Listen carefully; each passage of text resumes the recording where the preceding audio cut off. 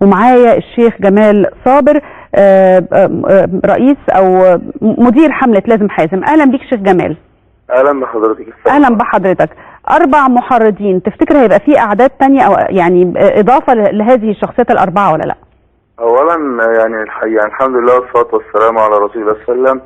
انا مش عارف ازاي تتحول الامور الى مثل هذا العبث، يعني يبقى في ناس متظاهرة وتظاهر سلمي او معتصمين اعتصام سلمي يتحولوا الى مجرمين بعد ان يقتلوا وبعد ان يضربوا بالرصاص الحي. ده شيء في غاية العجب. لا بس انا سؤالي مش على المتظاهرين، بدل ما هم يبقى مجني عليهم. لا انا سؤالي على المحرضين مش على المتظاهرين يا استاذ جمال. سؤالي على المحرضين مش على المتظاهرين. ما هو احنا ما حرضناش حد اصلا. ما حدش قال حضرتك، ما حدش قال حضرتك. انا بقول لك في لسه ما حدش عرف الاسماء مين. في دلوقتي قايمه المفروض ده الانباء اللي موجوده هيكون فيها 4 شخصيات معروفه متهمه بالتحريض على الاحداث، ده اللي بساله لحضرتك. بقول لحضرتك ما فيش حد حرض حد على انه يروح للاعتصام. ده ناس كانوا في التحرير قالوا هنعمل مسيره هناك ونرجع، الجيش وقف لهم. ازاي بتجزم ان مفيش حرض حد؟ وحضرتك انت كنت مع الكل، انت فصيل ضمن الفصائل اللي موجوده، عرفت منين ان محدش حرض حد خالص؟ لانه انا لو كان حد يعني لو انا حرضت ابقى عارف، ولو حد ما هو محدش اتهمك انت يا استاذ جمال. نعم محدش اتهمك انت شخصيا. ولو كان حد حرض كان قال لي انا، كان حرضني انا من ضمن الناس. اشمعنى؟ ليه هو حضرتك كنت الزعيم هناك ولا ايه؟ لا لست زعيما، لكن انا واحد من الشخصيات اللي كانت موجوده.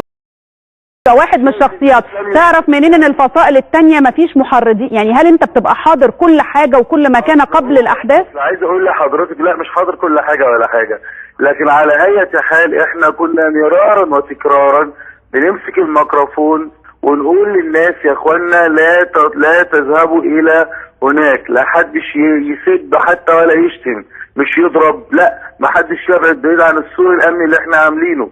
فاحنا حريصين جدا كنا انه يعني اكتر من مرة نؤكد على هذا المعنى. فلذلك انا بقول لحضرتك اللي بيقف على الميكروفون دائما ينادي بهذا الشأن، ينادي بهذا الامر، ان لا تكون هناك الامور، ان لا تخرج الامور عن نصابها الطبيعي. ولذلك انا في يوم الجمعة صباحا اعترضت على تسمية الجرايد لجمعة الزحف في قدام كل القنوات وقدام الجرايد. قلت لهم يا اخوانا الكلام ده كلام خطير جدا، معنى كده ان انتوا عايزين تثيروا الفتنه وكانكم تقولون انه في حرب مباشره بيننا وبين وزاره الدفاع، وده ليس صحيح. طب انت عرفت منين يا استاذ جمال برضو انه في حد حرض او ما حرضش الاخرين؟ ما بقولش على حضرتك. ثانيه واحده، هل حضرتك ثانيه واحده، هل حضرتك يعني وانت بتتكلم في الميكروفون بتقول انا هناك بتكلم في الميكروفون، تعرف منين ان الكل اللي موجودين هيسمعوا لك يعني او هيسمعوا كلامك؟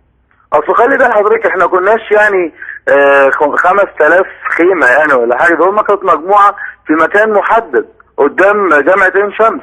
ما كانش في غير مجموعة واحدة يعني؟ نعم؟ ما كانش في غير مجموعة واحدة؟ يعني اقصد مجموعة مش مجموعة متألفة او بتاع، انما مجموعة صغيرة، يعني مش عدد ضخم وخيم بلا حصر لها، لا ده كان العدد، يعني اقصد ان العدد نفسه كان محدود في مكان محدد، فالميكروفونات بتصل اليه حتما. طيب اللي طلعوا فوق مسجد النور وفي مأذنة مسجد النور دول ايه؟ لو حضرتك تراجعي الفيديو اللي صور في هذا الشأن وبتوع المونتاج وحضراتكم لانكم يعني متمارسين في هذا الشأن، تجد انه في المونتاج ده معمول مونتاج قبيح جدا، انه قوات الجيش طالعه بتصور، الكاميرا طالعه وراها وبتصور، وبعدين يجيبوا المأذنة ناس كأنه في حد بيضرب او في صورة ناس، فجأة تتحول الصورة لواحد ماشي في الشارع مقبوض عليه ومعاهم خرطوش. ده كلام فارغ.